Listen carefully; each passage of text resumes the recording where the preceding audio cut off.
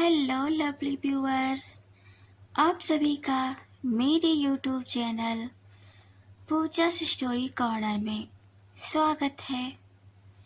पिछले एपिसोड में आपने देखा कि आहना को पता चल जाता है कि रुद्र को वह गलत इंसान मानती थी। वास्तव में राघव ने आहना के साथ छल किया।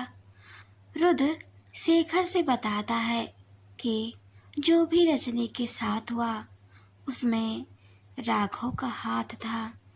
नोवेल में आगे बढ़ने से पहले एक जरूरी सूचना, अगर आप मेरी वीडियो पर पहली बार आए हैं तो आप मेरे इस यूट्यूब चैनल पूजा स्टोरी कॉर्नर को सब्सक्राइब, लाइक, कमेंट, शेयर ज़रूर करें ताकि इसके लास्ट पार्ट तक बने रहें। तो पढ़ते हैं बिना देरी के अपनी novel when I first meet की ओर। तो नोवेल में आगे सुनते हैं। आहना बोलती है रजनी से, तो तुम्हें यह बात पहले ही रुद्र को बता देनी चाहिए थी। रजनी उससे बोलती है, मैं बता सकती थी पर रुद्र को बार बार दौरे आते थे तो माँ बताने से मना करती थी। मैं रुद्र को पसंद करने लगी।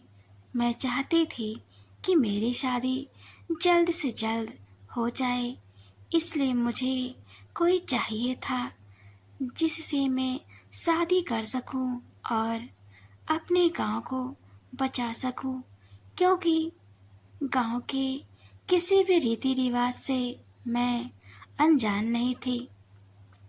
मुझे सब चीज़ पता थी, पर मेरी वजह से यह सब हुआ क्योंकि उस गांव के बारे में केवल राघव को ही पता था। इसका मतलब यह है कि आहना की माँ को बताने वाला कि वह मेरा गांव है कोई और नहीं, राघव ही था और मैं उसे बहुत अच्छा इंसान समझती थी। राघव मुझे बार बार धमकी देता था कि तुम इस बारे में बात नहीं करोगी। मैं और तुम एक दूसरे को बहुत पहले से जानते थे। वह रुद्र के घर हमेशा आता जाता रहता था और मुझे छेड़ता भी रहता था। वह रुद्र के सामने ऐसा बिहेव करता था जैसे वह मुझे और मेरी माँ को जानता ही नहीं हो। माँ को पता था कि वह मेरा दोस्त है, पर उन्हें यह नहीं पता था कि हम दोनों एक दूसरे से प्यार करते थे।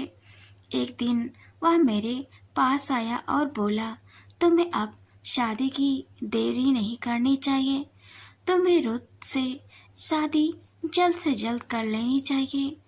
रुद्र, मैंने यह बात माँ को बताई और माँ ने भी कहा, ठीक है, हम जल्दी शादी की तैयारी में लग गई। मुझे यह बिल्कुल भी पता नहीं कि वह यह सब क्यों कर रहा था। आहना बताती है कि हाँ, वह इसलिए कर रहा था क्योंकि वह मुझे और बच्चों को रुद्र से चुराना चाहता था, इसलिए वह यह सब कर रहा था। रजनी रुद्र और आहना से बोलती है, रुद्र और रजनी तुम दोनों एक दूसरे के लिए ही बने हो।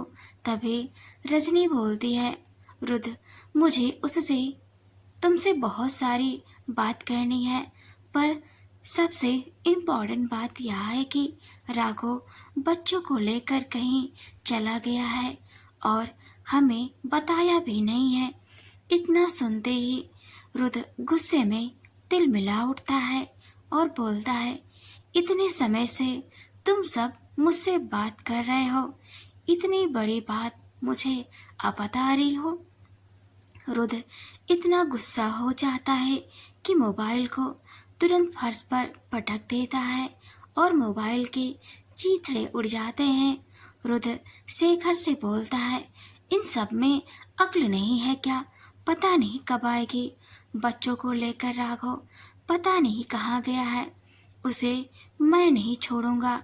शेखर अपना मोबाइल अपनी जेब से बाहर निकालता है और खबरी को कॉल लगाता है और बोलता है, सर तुमसे कुछ बात करना चाहते हैं। शेखर रुद्र को मोबाइल पकड़ा देता है और बोलता है, यह लीजिए, आप इससे पूछिए, यह पता लगा सकता है कि राघव कहाँ गया है।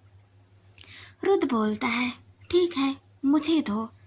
रुद्र अपने खबरी से बोलता है, मैं तुमसे कहा था तुम राघव के पीछे ही रहना, अब मुझे बताओ कि राघव कहाँ है।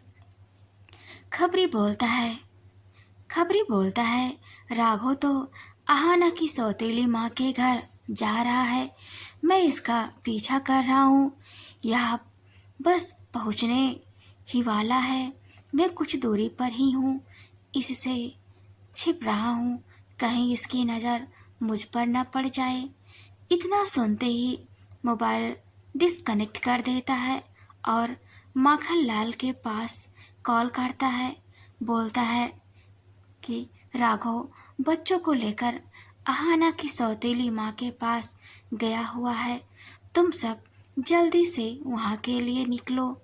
आहाना, माखन लाल और रजनी तीनों दौड़ते भागते हुए कार की तरफ जाते हैं।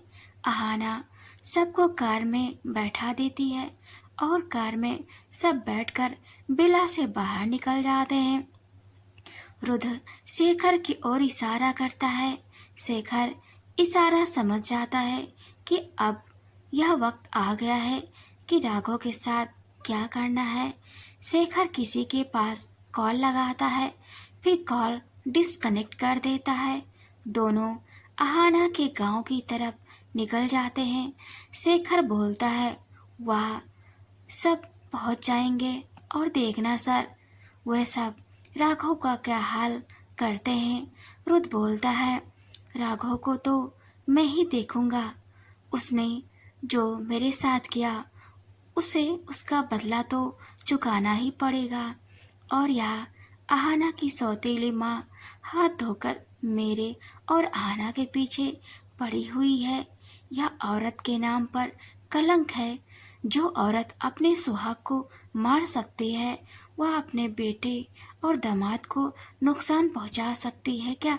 इतने दिनों से मैं बहुत ज़्यादा शांत बैठा था, इसलिए कि चलो अब यह मामला खत्म हो चुका है, पर मुझे लगता है कि अभी भी कुछ बाकी है, आज वह भी पूरा हो जाएगा।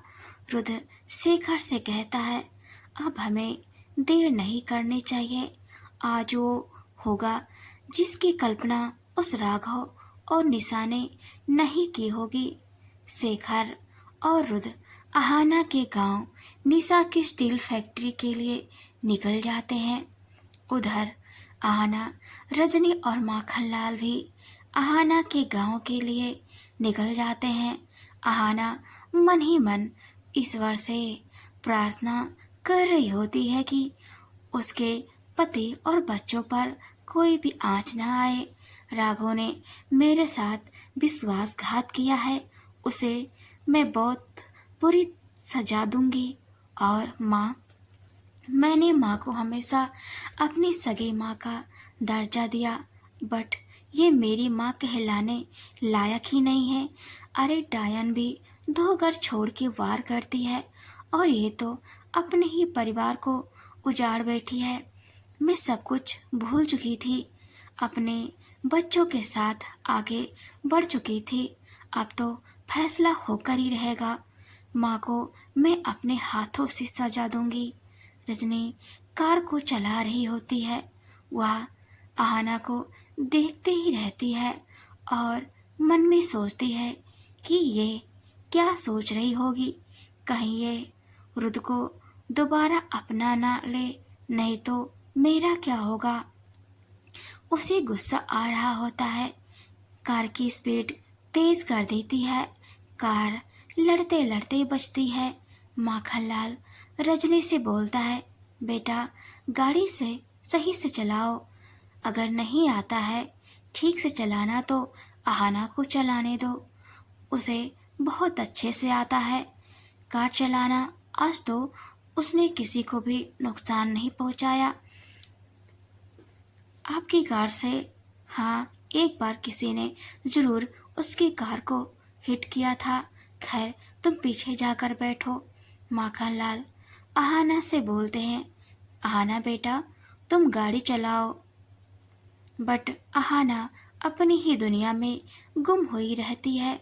उसे यह भी महसूस नहीं होता है कि उसके घुटने में चोट आ गई है।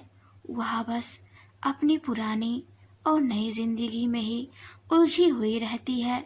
रजनी आहाना को झंझोड़ती है और बोलती है कि आहाना, तुमको सुनाई नहीं दे रहा है?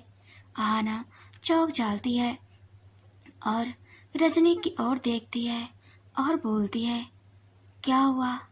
तुम इतना शोर क्यों मचा रही हो?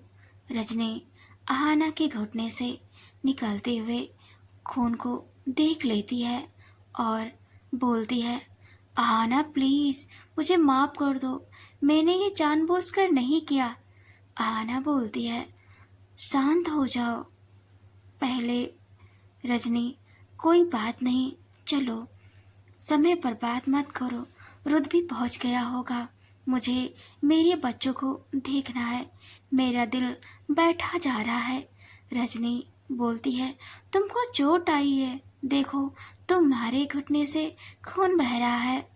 आना रजनी से बोलती है, ये बस हल्की सी चोट है, दिल में जो घाव है उसके आगे ये कुछ भी नहीं, तुम चिंता मत करो, मैं ठीक हूँ। माखनलाल बोलता है, आना बेटा, रजनी को गाड़ी चलानी नहीं आती है, एक बड़ा हादसा होने से बच गया।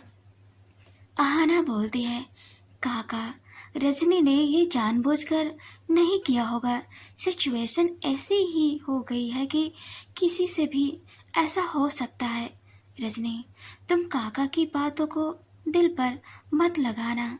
आहाना रजनी के कंधे पर अपना हाथ फेरती है और इशारा करती है कि कार चलाओ। रजनी उसके इस बिहेवियर को देखकर सोच में पड़ जाती है कि कोई क्यों ना ऐसी लड़की से प्यार करे। एक मैं हूँ जिसको बस छीनना आता है और ये अपना सब कुछ खुशी खुशी लुटा सकती है।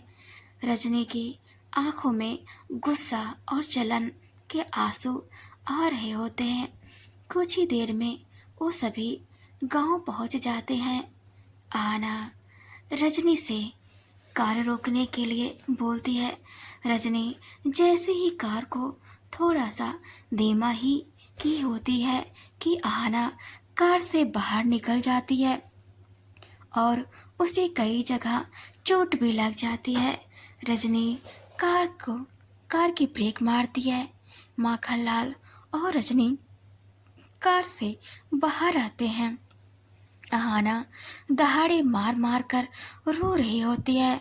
रजनी और माखनलाल देखते हैं कि आहाना अपने दोनों हाथों में खून से गिले और फटे हुए कपड़े को दिल से लगाकर जोर जोर से बिलख रही है। दोनों उसके पास जाते हैं। माखनलाल कपड़े को देखकर बोलता है, ये तो आरव का कपड़ा है। इतना कहकर माखनलाल के होश उड़ जाते हैं। सभी के मन में न जाने क्या क्या चलने लगते हैं। आना कपड़े को हाथ में लिए अपने गांव के घर की तरफ भागती है। रजनी और माखनलाल भी आहाना के पीछे पीछे दौड़ने लगते हैं। गांव में कोई भी नहीं दिखाई दे रहा होता है। पूरा गांव सुनसान लग रहा होता है।